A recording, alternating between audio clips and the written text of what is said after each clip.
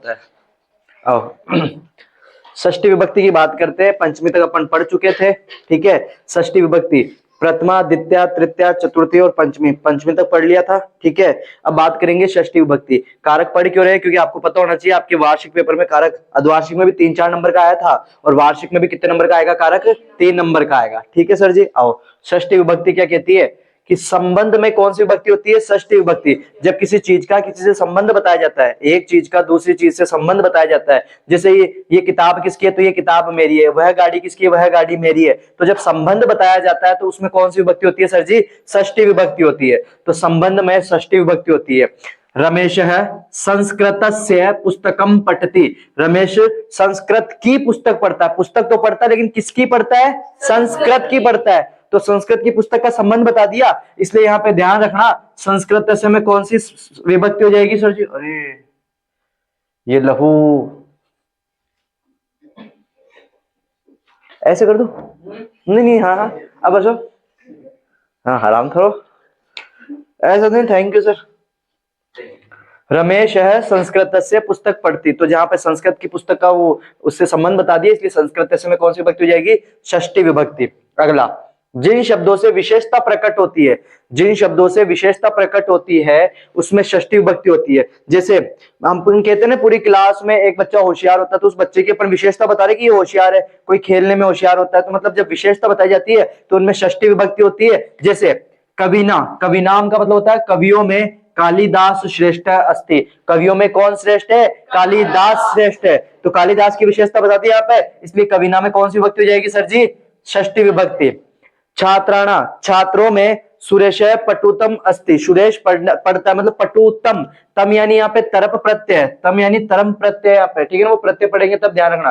तो तम प्रत्यय अपनी विशेषता बताता है, जैसे वो सुपरलेटिव डिग्री होता है ना, विशेषता बताता है, ठीक है। तो यहाँ पे कहा जा रहा है कि छात्रों में जो सुरेश है वो पढ़ने में होशियार है, ठीक है, ये ध्यान रखना। तो यहाँ पे सुरेश की विशेषता बता दी, इसलिए सुरेश की विशेषता बता दी, इसलिए छात्राणा में कौन सी विभक्ति हो जाएगी सर जी, षष्ठी विभक्ति हो जाएगी, षष्ठी विभक्ति हो जाएगी। अगला, अगर आपको सेंटेंस में अधः, अधः का मतलब होता है नीचे, ऊपरी, ऊपरी का मतलब होता है ऊपर, पुरः, पुरः का मतलब होता है सामने, समक्षम का मतलब होता है सामने, समीपम का मतलब होता है समीप, मध्य का मतलब होता है बीच में, कृते का मतलब होता है लिए, अंतः का मतलब होता है अंदर। इन शब्दों के योग में हमेशा कौन सी विभक्ति होती है, षष्ठी विभक्ति होती है, ठीक है। कोमल जी दिख रहा है आपको, बोलो भैया। अधः ऊपरी, अधः ऊपरी, पुरः समक्षम, समीपम, मध्य, कृते, अनंतः, ठीक है ना, ऐसे लग रहे थे तेरे नाम वो, ठीक है। अधः ऊपरी, पुरः, समक्षम, समीपम, मध्य, कृते, अनंतः। इन शब्दों के योग में हमेशा कौन सी विभक्ति होती है सर जी, षष्ठी विभक्ति होती है, षष्ठी विभक्ति होती है, ठीक है। आओ, वृक्ष से अधः, अधः दिख रहा है, अधः का मतलब होता है क्या है, नीचे, तो वृक्ष से अधः बालके शेतः, शेतः का मतलब होता है सोना, तो वृक्ष के नीचे कौन सो रहे, बालक सो रहे। लेकिन अगर अपन को मीन नहीं आया, अर्थ भी नहीं आया ना, तो अपन को ये पता है अधः दिख रहा है, तो बाल वृक्षस्य में कौन सी विभक्ति हो जाएगी सर जी, षष्ठी विभक्ति हो जाएगी। विद्यालय से पुरः मंदिरम अस्ति, पुरः, पुरः का मतलब होता है सामने, तो विद्यालय के सामने मंदिर है, ठीक है, तो पुरः सामने, इसलिए विद्यालय से में कौन सी विभक्ति हो जाएगी सर जी, षष्ठी विभक्ति हो जाएगी। आप स्कूल किस खुशी में नहीं गए, नहीं मैं क्या, वो आज वो घर बन जाते हैं, हाँ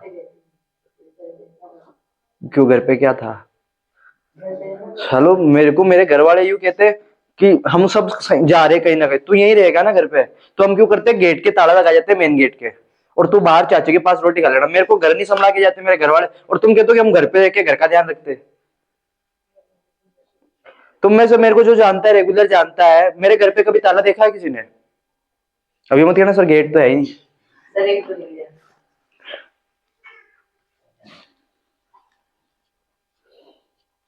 अरे यार ये कहना, चलो ठीक है। कल मेरी मम्मी वीडियो देख रही थी एक बढ़िया सी, मतलब मेरी देख रही थी क्योंकि बड़ी वीडियो अपनी होती है, तो मेरी मम्मी, मैं ऐसे करता हूँ, तुम्हें पता भी होता है कि सही आ जाए उससे, तो मेरी मम्मी ने मेरे को एक बात कही थी, तो मैं कहूँ नहीं कहूँ, कहूंगा लेकिन गलत, ऐसे किसी को कहोगे नहीं, पक्का अम्मी कसम, वीडियो वालों को मैं काट दूंगा, अम्मी कसम होगी कहे तो, हंसना भी नहीं है, हंस गया जूते खा जाएगा कोई। तो मैं ऐसे कर रहा था, मतलब आप ऐसे करता हूँ, तुमने देखा होगा अक्सर। तो मेरी मम्मी कहती है, मतलब वीडियो को देख के, कि ना हाथ पीले कराने की उम्र में हाथ काले करता फिर रहा है। मैंने कहा इसमें आपकी गलती है। आओ, विद्यालय से पूरा मंदिर, सुना नहीं रहे हो? विद्यालय से पूरा है, पूरा है दिख रहा है, इसलिए विद्यालय से में कौन सी विभक्ति हो जाएगी? षष्ठी विभक्ति। बालकस्य कृते दुग्धम अनय, कृते दिख रहा है, कृते का मतलब होता है लिए, इसलिए बालकस्य में कौन सी विभक्ति हो जाएगी सर जी? षष्ठी विभक्ति। हाँ मैम, सोना।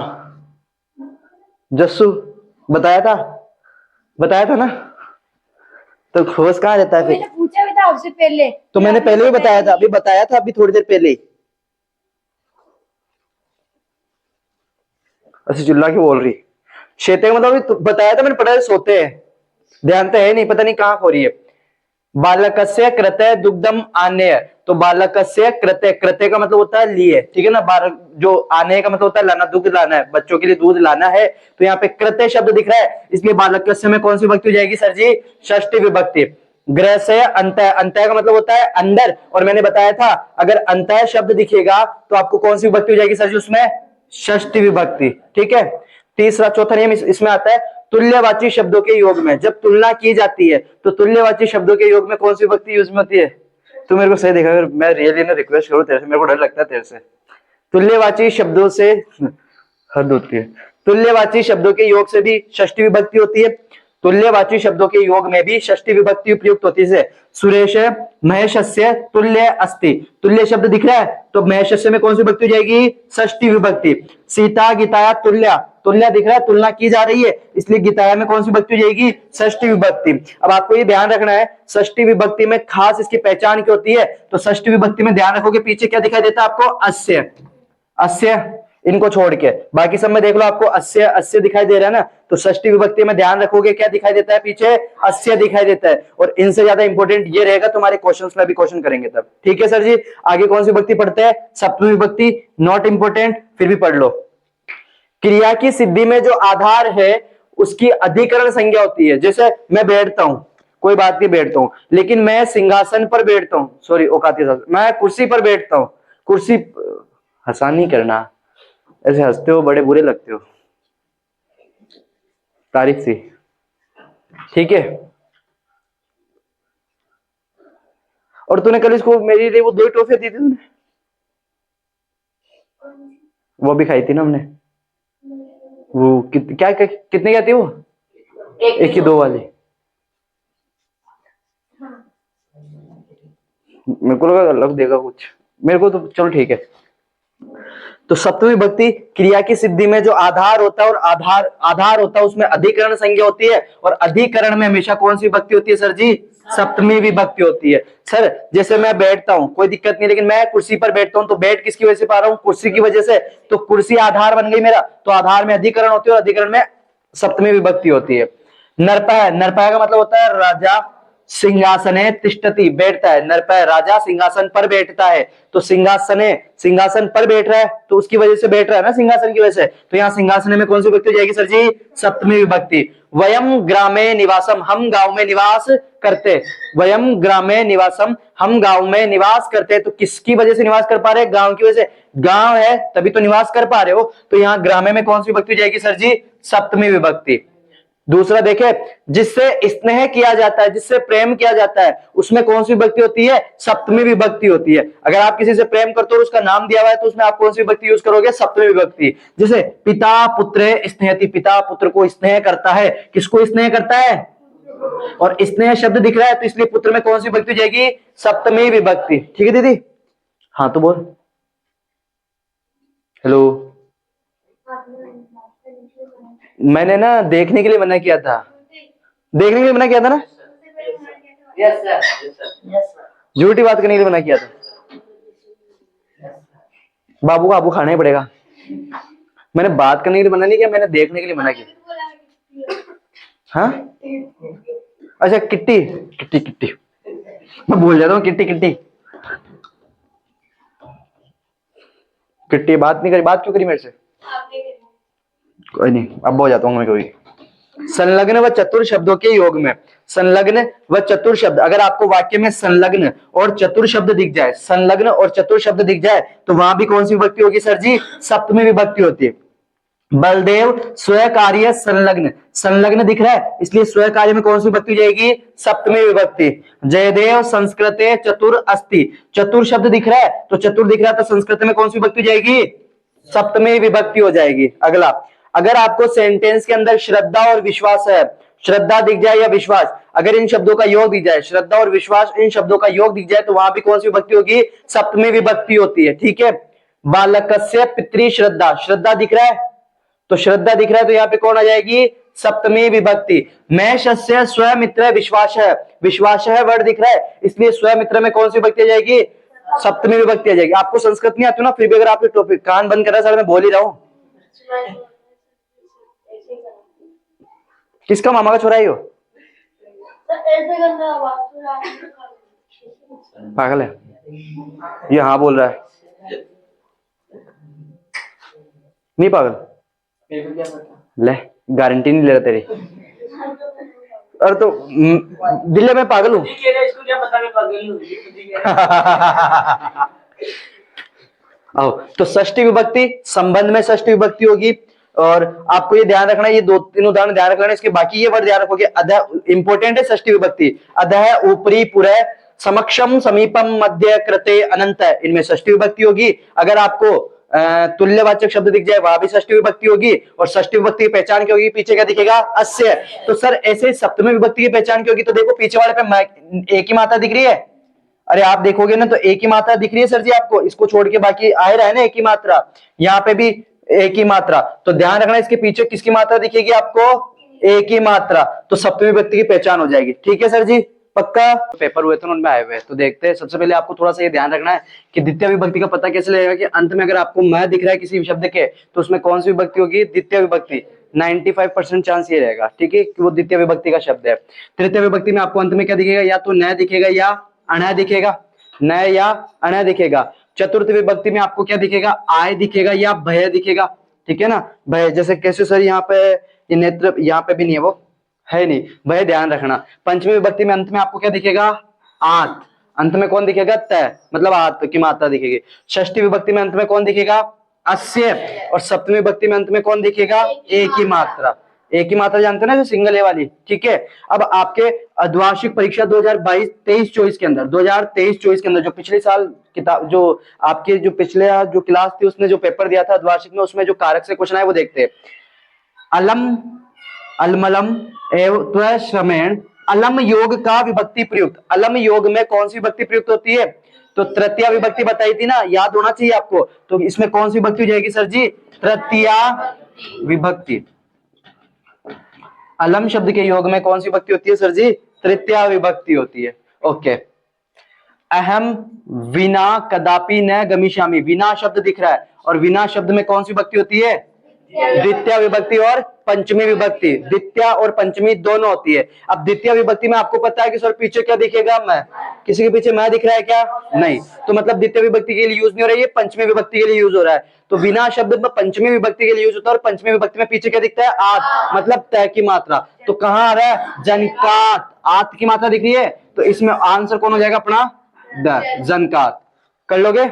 ज्यादा डिफिकल्ट नहीं। अगला, खालिस्तान। सह सीता वनम अगच्छत, सह वर्ड दिख रहा है, सह जहां भी आता है वहां कौन सी विभक्ति होती है? तृतीय विभक्ति। पढ़ा था सह साक्रम समम सधर्म, जहां पे भी ये वर्ड होते हैं वहां पे कौन सी विभक्ति होती है? तृतीय विभक्ति होती है। और तृतीय विभक्ति में आपको पीछे पता है क्या आता है? न या अण, न या अण। अब इन दोनों में से कौन आएगा वो लिखना। तो आपको पीछे अण दिख रहा है तो कौन आ जाएगा सर जी? ठीक है साक्षी दीदी, आसान है, को ज्यादा डिफिकल्ट नहीं। अगला, सह खालिस्तान बधिर अस्ति, सह बधिर। अब बधिर का मतलब होता है बहरा अस्ति, तो वो बहरा कानों से बहरा होगा। अब बहरा जब भी होता है मतलब शरीर के विकार में जब भी शब्द आता है तो शरीर के विकार युक्त शब्दों में कौन सी विभक्ति होती है? तृतीय विभक्ति। अब सर आपको पता है तृतीय विभक्ति में न या अण आता है पीछे, तो यहाँ न और अण कहाँ दिख रहा है? तो यहाँ पे हो जाएगा कर्णेन। अरे ठीक है, आगे देखते हैं। नमः कौन सी विभक्ति आती है? चतुर्थी विभक्ति नमः बताया था ना, नमः स्वाहा ये पता था अपन ने, चतुर्थी विभक्ति आती है। अब चतुर्थी विभक्ति में आपको पता है सर, आपने तो कहा था अंत में आय या भय आता है, आय या भय, यहाँ तो दोनों ही नहीं आ रहा है। तो आपने ये तो पढ़ा था ना अपन ने, गुरुवे नमः सुना होगा ना, तो इतना सा तो आप गुरुम नमः थोड़ी बोलते, अपन क्या बोलते हैं, गुरुवे नमः, गुरुवे नमः, ये इसका आंसर हो गया। खालिस्तान पत्राणी पतंती, पत्राणी का मतलब होता है पत्ते, पतंती यानी गिरते, तो पत्ते गिरते, तो पत्ते पेड़ से गिरते, तो पेड़ से पत्ते गिर रहे यानी अलग हो रहे, और अलग होने के भाव में हमेशा पंचमी विभक्ति होती है। और पंचमी विभक्ति में आपको पता है पीछे कौन आता है, आत। यहाँ पे किसमें दिख रहा है आत, तो ये लो सर जी, वृक्षात। ठीक है। मोदक रोचनते, रोचनते रोदनते, इनमें कौन सी विभक्ति होती है, चतुर्थी विभक्ति होती है, बताया था क्यों प्रिया, रोचनते या रोदनते इनमें कौन सी विभक्ति होती है, चतुर्थी विभक्ति। और चतुर्थी विभक्ति में आपको पता है पीछे क्या शेष रहता है, आय या ब। कहां दिख रहा है आय, मोहनाय दिख रहा है, तो कौन हो जाएगा सर जी, मोहनाय। ठीक है। तो ये अर्धवार्षिक परीक्षा 2023-24 के अंदर मतलब क्वेश्चन तो 2 नंबर के आया था, द्वार्षिक में 2 नंबर का क्वेश्चन आता है, लेकिन इस कारक की वजह से अपन ने ये क्वेश्चन कर लिए। 2 क्वेश्चन आए थे कारक के, तो एक तो ये आया था कारक वाला, और एक कहां था वो, ये वाला था बस। बाकी तो अपन ने ना ये सारे, सॉरी ये थे शायद, जो भी है 2 नंबर के क्वेश्चन आए थे, अपन ने यहाँ पे 7 नंबर के क्वेश्चन कर लिए, और भी होते। तो कारक अगर आपने ढंग से पढ़ लिया ना तो 7-8 नंबर क्लियर है, वो विभक्तियों वाले भी। ठीक है। और देखते हैं वार्षिक परीक्षा 2022-23-24 में जो आपकी पिछली क्लास देके गई थी ना, 2023-24 में जो पेपर देके गई थी, उसमें कारक के कौन कौन से क्वेश्चन आए तो देखते हैं, आसान है ये भी। अलम भाषण रेखांकित पदे का विभक्ति, अब आपको कहा था अलम आ रहा है, अलम में हमेशा कौन सी विभक्ति होती है, तो ऑप्शन कौन हो जाएगा, ब। That's clear. ठीक है। फिर भी ना पता, भाषण पीछे न दिख रहा है, और न जब आता है तो वैसे भी कौन सी विभक्ति होती है सर जी, तृतीय विभक्ति होती है। ठीक है। चला वीडियो चालू है ना अपना, ठीक है। अगला, खालिस्तान सह सीता वनम अगच्छत, सह दिख रहा है, सह साकम समम साधर्म, इनमें कौन सी विभक्ति होती है, तृतीय विभक्ति होती है। तृतीय विभक्ति में पीछे कौन आता है सर जी, न या अण। यहाँ पे न या अण किसमें दे रखा है केवल, तो रामेण। ठीक है वंशिका जी, ओके। अगला, ग्रामः परितः क्षेत्राणि सन्ति, ग्रामम में आपको विभक्ति बतानी है, कौन सी विभक्ति है, तो परितः शब्द दिख रहा है, और परितः शब्द आता है तो कौन सी विभक्ति होती है, द्वितीय विभक्ति। लिखवाया था शब्द, तो यहाँ पे लिख दोगे ग्रामः में कौन सी विभक्ति है सर जी, द्वितीय विभक्ति। अगर कारण पूछे कि कारण क्या है तो क्या लिख दोगे, परितः शब्द योग, परितः शब्द योग। तो किसमें, ग्रामम, ये अनुस्वार लिख रहा है ना, अनुस्वार है ना भाई, इसको ऐसे तो लिखेंगे ना, ग्रामम अनुस्वार है। ठीक है, ये ध्यान रखना। अगला, धनस्य विना जीवनम व्यर्थम, विना शब्द दिख रहा है, अभी कह रहा है वाक्य संशोधन, इस वाक्य को संशोधन करो। तो आपको पता है सर जी यहाँ विना शब्द आ रहा है, और विना शब्द में कौन सी विभक्ति होती है, पंचमी विभक्ति, द्वितीय या पंचमी विभक्ति। अब पंचमी विभक्ति में आपको पता है धनस्य नहीं आता है, पंचमी विभक्ति में पीछे कौन आता है सर जी, आत आता है, तो यहाँ पे कौन हो जाएगा, धनस्य नहीं होगा, धन प्लस आत यानी धनात।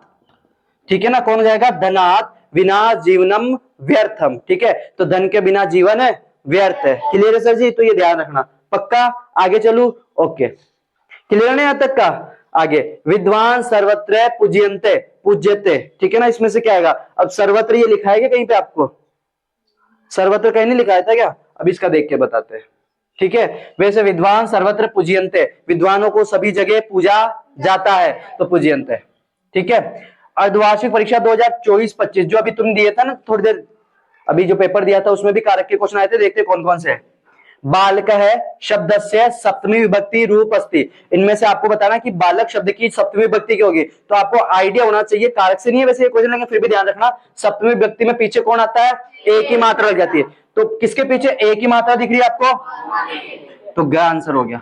तो कारक अगर आप ठीक ठाक पढ़ लेते हो ना ढंग से, तो भी आप 8-10 नंबर के क्वेश्चन आराम से क्लियर कर लोगे। ठीक है। अगला, अधोलिखितयो वाक्यो रेखांकित पदे विभक्ति तत्कारण च लिखत, अधोलिखित वाक्य में जो रेखांकित पद है उनमें विभक्ति बतानी है और कारण भी लिखना है। तो राजमार्गम अभितः वृक्षा संति, अभितः जहां भी आता है वहां कौन सी विभक्ति होती है, द्वितीय विभक्ति, द्वितीय विभक्ति लिख दोगे। और ना पता चल रहा तो आपको यहाँ पे मैं तो दिख ही रहा है ना, तो मैं में हमेशा कौन सी विभक्ति जाएगी, द्वितीय विभक्ति। अगर आप कारण पूछे तो क्या लिखोगे, अभितः पद योग, अभितः पद योग। ठीक है, अगला सह नेत्राभ्याम अंधः अस्ति, कौन सी विभक्ति होगी? अब यहाँ थोड़ा सा ध्यान रखना सर, आपने कहा तो यहाँ पे तो वो आएगा कि अया दिख रहा है, भय दिख रहा है, तो चतुर्थी। पर मैंने कहा था जब शरीर से विकार, शरीर का जो विकार युक्त अंग होता है उसमें कौन सी विभक्ति आती है? तृतीया विभक्ति। तो यहाँ नेत्राभ्याम में कौन सी विभक्ति होगी सर जी? तृतीया विभक्ति। और कारण क्या लिखोगे? शरीर अंग विकार युक्त। ठीक है सर जी, ये लो, तो कर सकते हो ना? आए थे आपके क्वेश्चन, अभी कर सकते थे। तो ध्यान रखना, कारक अगर आपने क्लियर कर लिया ना, 7-8 नंबर के क्वेश्चन, और ज्यादा डिफिकल्ट नहीं है, कोई ज्यादा डिफिकल्ट नहीं है कारक, आप आराम से ही याद कर लो, जो शब्द है वो याद कर लो। क्लियर है? तो मेरी तरफ से कारक का टॉपिक कंप्लीट होता है। अब अगला कौन सा पढ़ना चाहते हो? संख्यावाची शब्द, उसको क्लियर करेंगे। ठीक है सर जी, पक्का? ओके बॉस, आगे चलते हैं।